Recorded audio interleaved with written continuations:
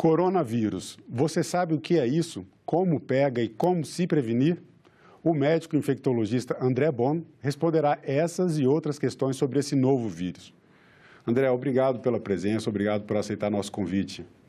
É um prazer estar aqui com vocês. Bom, primeira pergunta, o que é o coronavírus?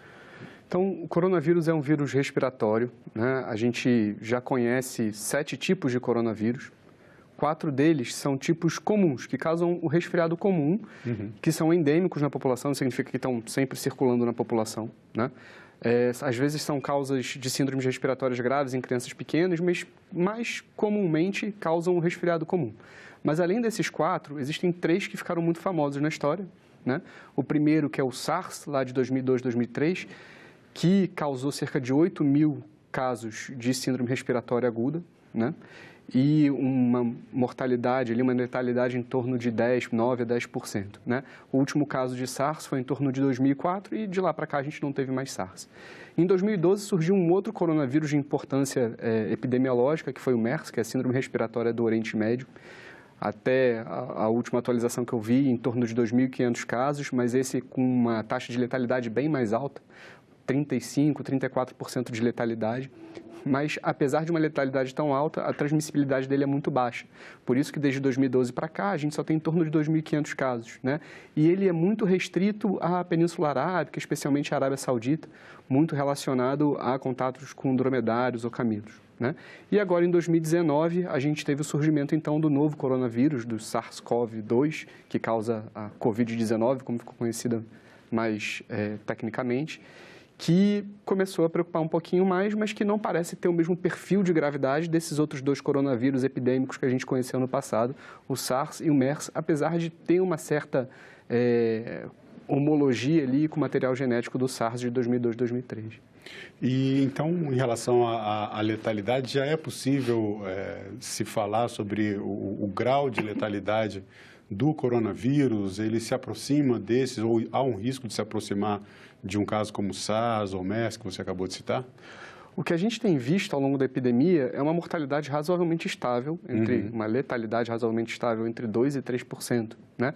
Bem abaixo do que foi o SARS e muitíssimo abaixo do que é o MERS, né? Essa letalidade, ela provavelmente é superestimada. A gente não chega a ficar reconhecendo, ou sabendo, ou notificando casos que são assintomáticos ou muito leves. Só chega ao conhecimento da autoridade sanitária os casos que são moderadamente graves ou muito graves. E aí a gente calcula a letalidade, de acordo com o número de pacientes que faleceram, sobre aquela quantidade da população que a gente sabe que teve a doença. Mas existe aí, provavelmente, uma quantidade muito grande de pessoas que nem chegaram à atenção da autoridade sanitária que tiveram a doença. Então, provavelmente, a letalidade é bem mais baixa do que essa que a gente vem vendo de 2% a 3%. A Organização Mundial de Saúde trabalha com um número entre 0,3% e 3%, né? Muito provavelmente mais próximo desse 0,3% aí, o que mostra que a doença não é uma doença tão grave assim. A população que mais evolui para óbito quando pega o novo coronavírus são pacientes idosos ou então com alguma outra doença de base, como doenças cardíacas ou doenças pulmonares. E em relação aos sintomas, você comentou agora que há os casos assintomáticos, a pessoa que ela pode ter o coronavírus, se curou ou então não chegou a registrar o caso. Quais são os sintomas? Como a pessoa pode saber ou pelo menos assim suspeitar que contraiu o vírus, o coronavírus? Então, nesse atual momento, a pessoa ela só vai ter suspeita de coronavírus no Brasil se ela tiver tido contato com algum caso suspeito ou confirmado, né? Ou se ela tiver viajado para alguma região onde há transmissão local do vírus.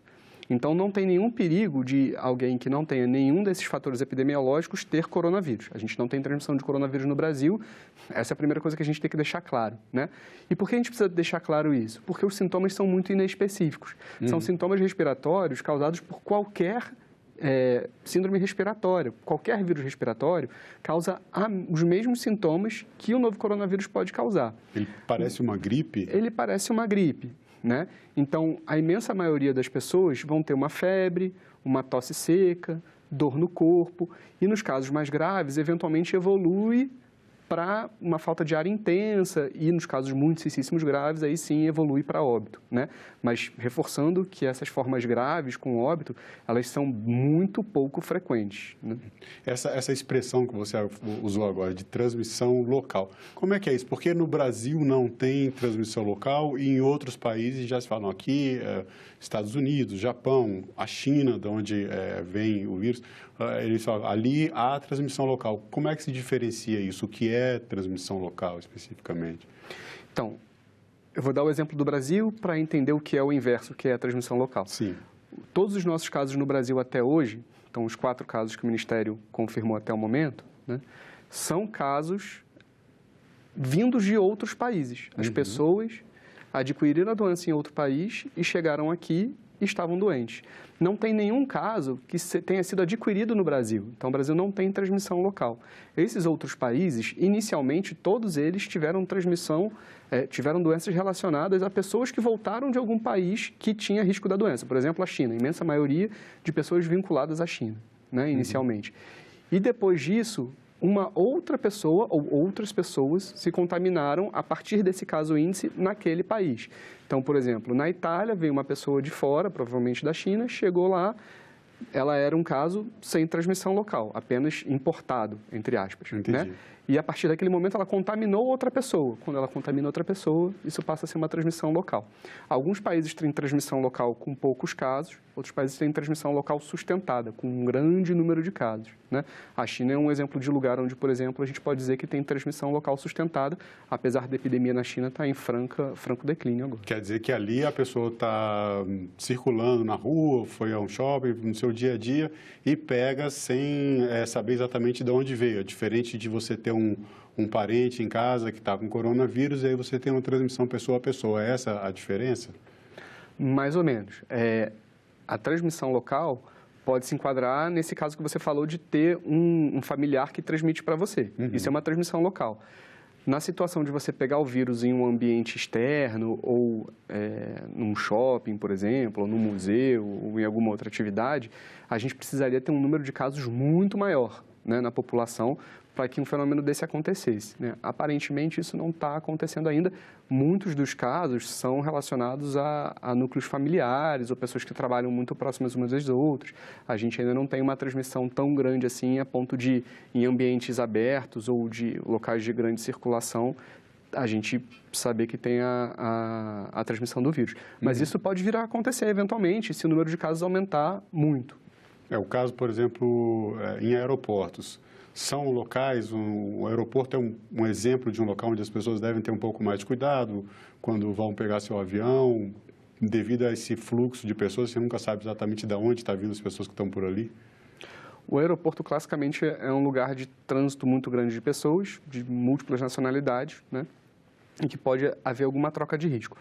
Mas a gente tem que lembrar que a gente tem uma quantidade, o último relatório da Organização Mundial de Saúde, 93 mil casos no mundo, num mundo de 7 bilhões de pessoas, né?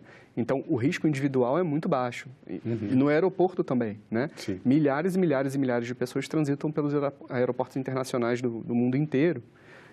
Então, o risco individual é baixo. É óbvio que pode ter alguém que esteja doente ali, que eventualmente vai transmitir para outro, mas para isso acontecer tem que ter um contato próximo, né? A transmissão da doença na situação da população, que é diferente da situação hospitalar.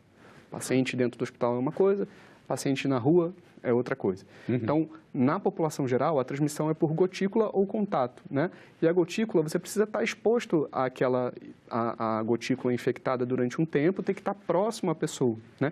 Então, tem que ser uma exposição de, geralmente, mais de 15 a 20 minutos, com menos de 2 metros da pessoa infectada. Ela tem que estar tossindo, tem que estar falando, ou então você tem que ter contato com uma superfície contaminada. Então, se a gente tiver cuidado com a higienização das mãos, minimamente, a chance de uma transmissão dentro de um aeroporto, por exemplo, ela reduz significativamente. Não é um problema tão importante para esse momento da epidemia. A não ser que a gente tivesse uma epidemia com milhões de pessoas, né?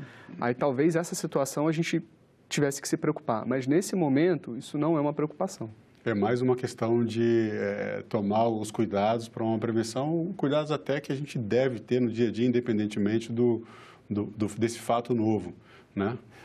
Sobre isso, quais seriam assim, as medidas preventivas que as pessoas devem tomar para evitar o contágio, caso isso aumente os números, enfim?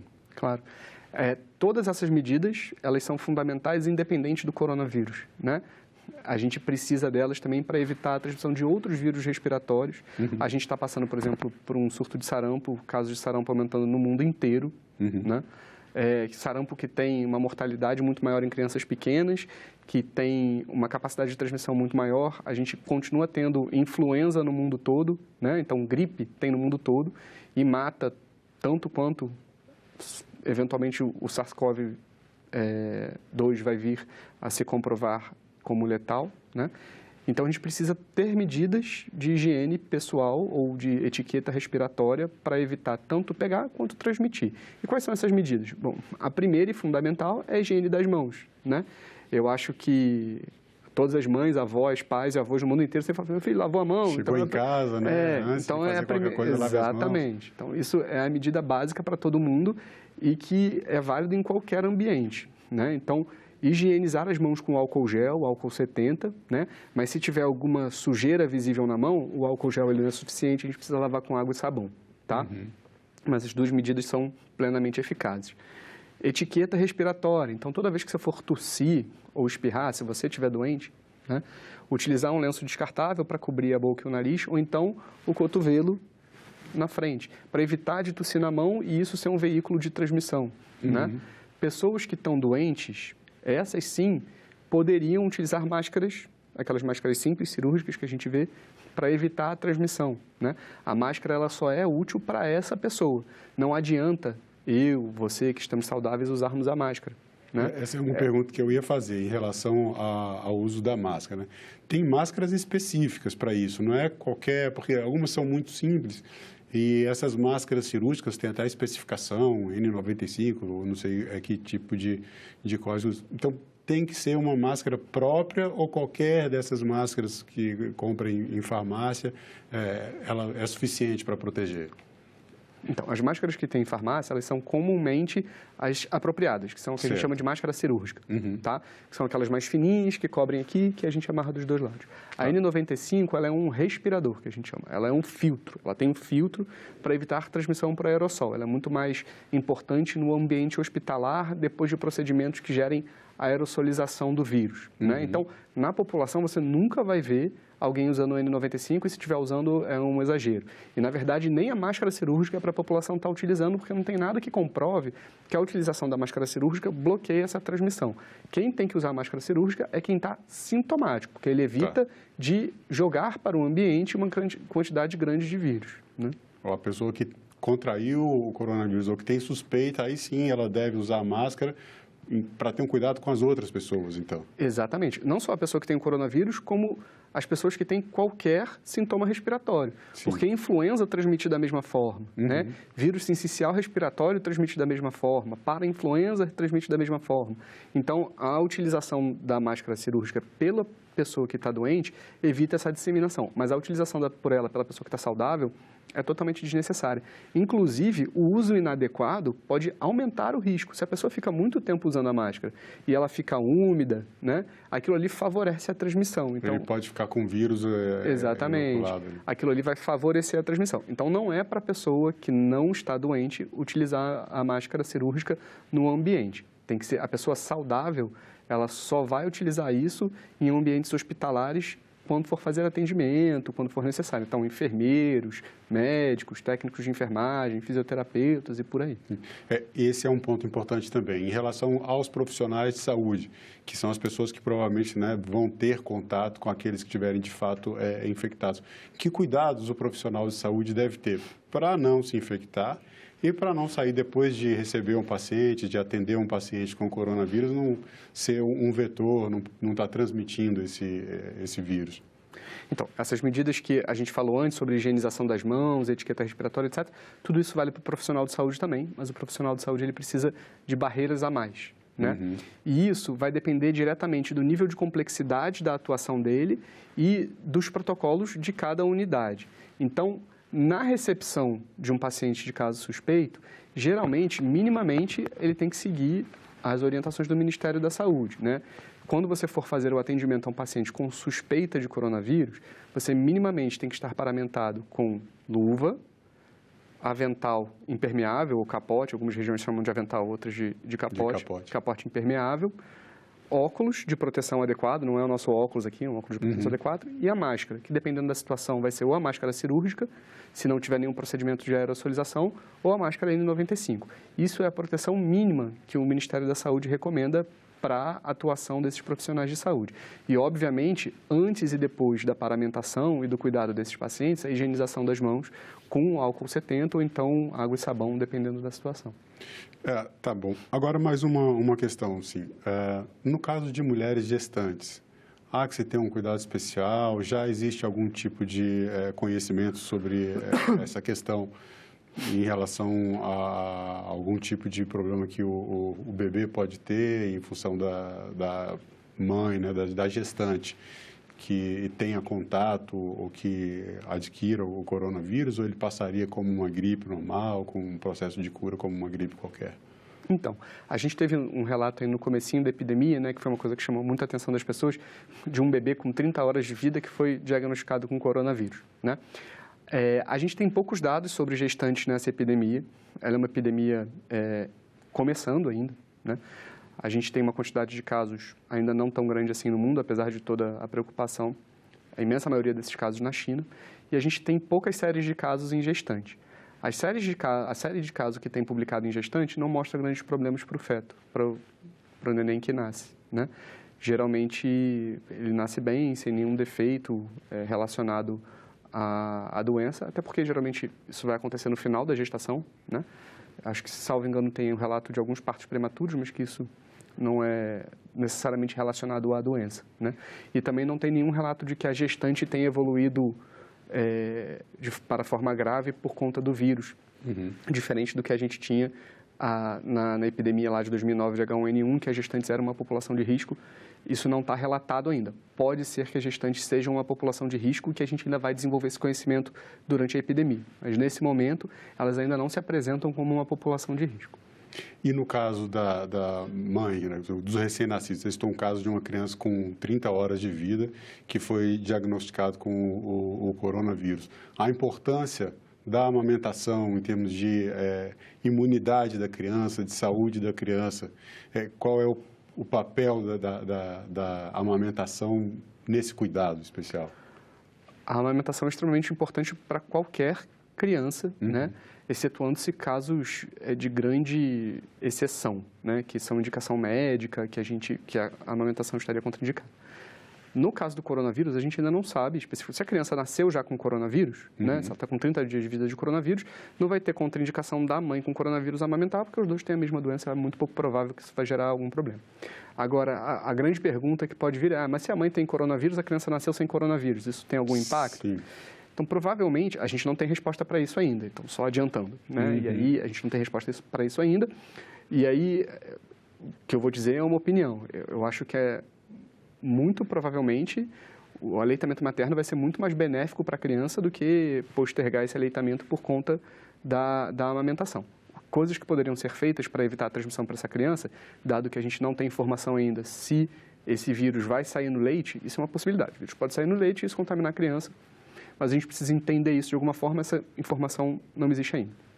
Mas para não evitar a amamentação de uma mãe que está doente e uma criança que está saudável, a mãe vai precisar usar máscara cirúrgica para fazer a amamentação para evitar a transmissão por gotícula e está sempre com as mãos limpas, higienizadas com álcool ou com água e sabão para segurar essa criança.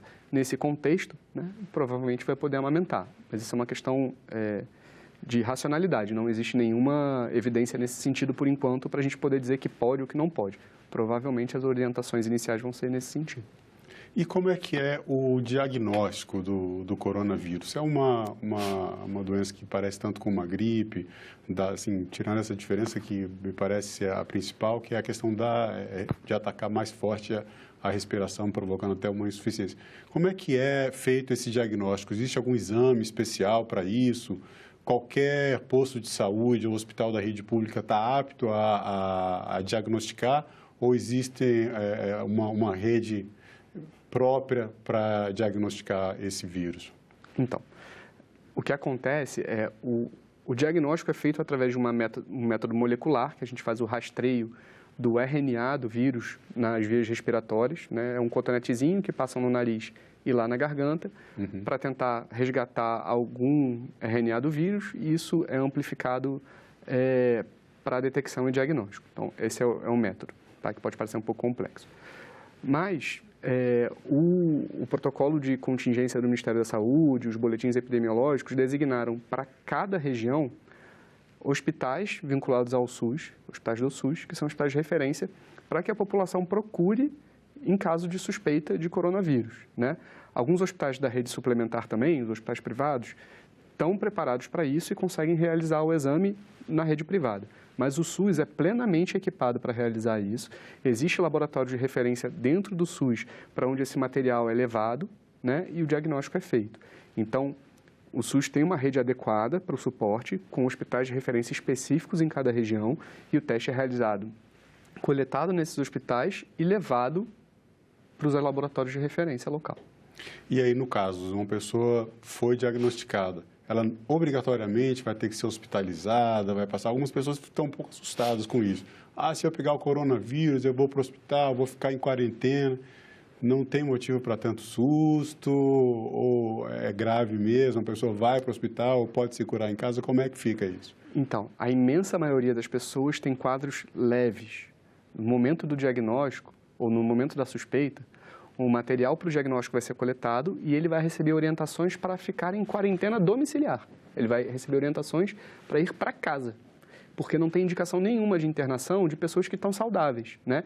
Isso só levaria a um aumento da carga sobre o sistema de saúde, sem necessidade alguma. Pessoas que realmente vão estar graves e precisando internar não teriam vaga, né? Então, as pessoas que estão com quadros leves, elas ficarão em casa. Elas vão ser diagnosticadas. Se elas procurarem um atendimento médico e forem suspeitas, vai ser feito o teste, isso vai ser encaminhado para o laboratório de referência e essa pessoa vai aguardar o diagnóstico e o desenrolar da doença em casa. Obviamente, se ela tiver alguma piora, né, durante a permanência em casa, ela deve procurar novamente assistência médica. Mas pessoas com quadros leves não devem ser internadas pelos mais diversos motivos. Um dos principais é saturação de um sistema que vai precisar estar aberto para os casos graves de verdade. E aí, no caso, a notificação ela é feita diretamente à rede pública de saúde, ao Ministério da Saúde. Como é que isso é feito? A pessoa que tem uma suspeita? A pessoa que tem suspeita da doença, ela procura assistência médica e no local onde ela é avaliada, ela vai ser esse caso suspeito vai ser notificado para os órgãos de vigilância, né? Isso aí é o órgão de vigilância estadual, distrital aqui, ou o próprio Ministério da Saúde. Procura a rede pública. Vai procurar a rede pública e o responsável pela notificação é o profissional de saúde que faz o atendimento. Então, não necessariamente vai ser só o médico, é o profissional de saúde que suspeita do caso. Então, ele pode ser um enfermeiro, pode ser um técnico, pode ser um médico, pode ser um fisioterapeuta, qualquer pessoa, qualquer profissional de saúde pode fazer essa notificação. Existe uma plataforma específica, também divulgada pelo Ministério da Saúde, para fazer essa notificação. E é dever do profissional de saúde também ligar para o serviço de vigilância local, informando que ele tem um caso suspeito de coronavírus na sua unidade, né? André, muito obrigado pela entrevista. Nosso tempo está acabando. É sempre um prazer. Eu estou à disposição para sempre que vocês precisarem. Da mesma forma. Bom, existe um número de notificação do Ministério da Saúde, é o Disque Notifica, 0800 644 6645. Então, esse é o número para os profissionais de saúde, não é isso, André? Para que eles façam as notificações ao Sistema Público de Saúde em caso de detecção de coronavírus. Bom, a entrevista já está disponível no nosso site, senado.leg.br/TV e também no canal da TV Senado no YouTube. Se você quiser sugerir um outro tema para o Cidadania, ligue para 0800 61 2211. A chamada é gratuita. Obrigado pela companhia e até o próximo Cidadania.